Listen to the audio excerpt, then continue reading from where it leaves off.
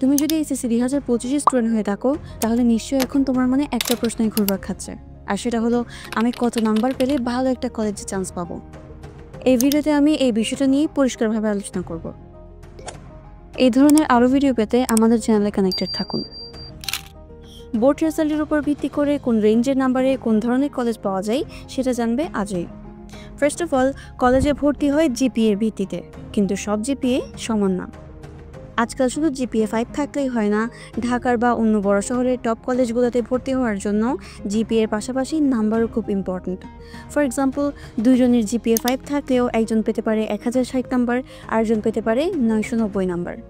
Board ভর্তি মেধা তালিকায় তখন 1060 নাম্বার পাওয়াই এগিয়ে থাকবে। চলো এখন জেনে নিই নাম্বার অনুযায়ী কলেজের ধরন। তুমি যদি 1050 থেকে 1100 নাম্বারের ভেতরে থাকো, এই রেঞ্জে থাকতে তুমি Dhaka college, Viqarunnisa, Notre Dame, BF Shaheen ইত্যাদি টপ কলেজে চান্স পাওয়ার ভালো সুযোগ থাকে। তুমি যদি 1000 থেকে 1050 নাম্বারের ভেতরে থাকো, ভালো মানের সরকারি ও কিছু নামকরা বেসরকারি কলেজে চান্স পাওয়ার সম্ভাবনা থাকে, যেমন Siddheswari, commerce college, Adamjee cantonment ইত্যাদি।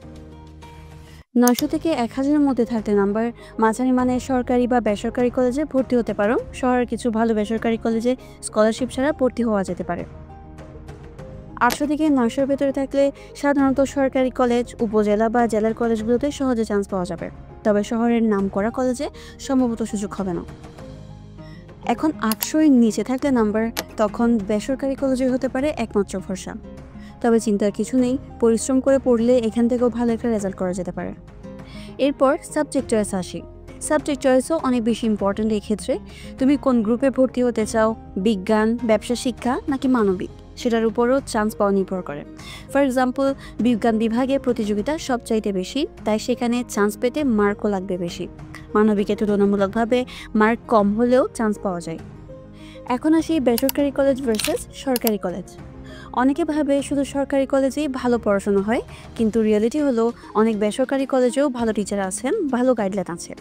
তবে সরকারি কলেজে খরচ কম ও প্রতিযোগিতা বেশি, তাই চাহিদাও বেশি। তোমার এসএসসি রেজাল্ট তোমার ভবিষ্যতের দিক ঠিক করে দিতে পারে, তবে মনে রেখো কোন কলেজে পড়ছো তার চেয়ে বেশি ইম্পর্টেন্ট হলো তুমি কতটা সিরিয়াসলি পড়ছো। তাই লক্ষ্য রাখো ভালো রেজাল্টে আর তথ্যভিত্তিক সিদ্ধান্ত নাও। ভিডিওটি যদি ভালো লেগে থাকে তবে তোমার ফ্রেন্ডদের সাথে শেয়ার করে দাও, আর যদি এই ধরনের আরও ভিডিও পেতে চাও তবে আমাদের সাথেই কানেক্টেড থেকো। Thanks for watching. সালামু আলাইকুম।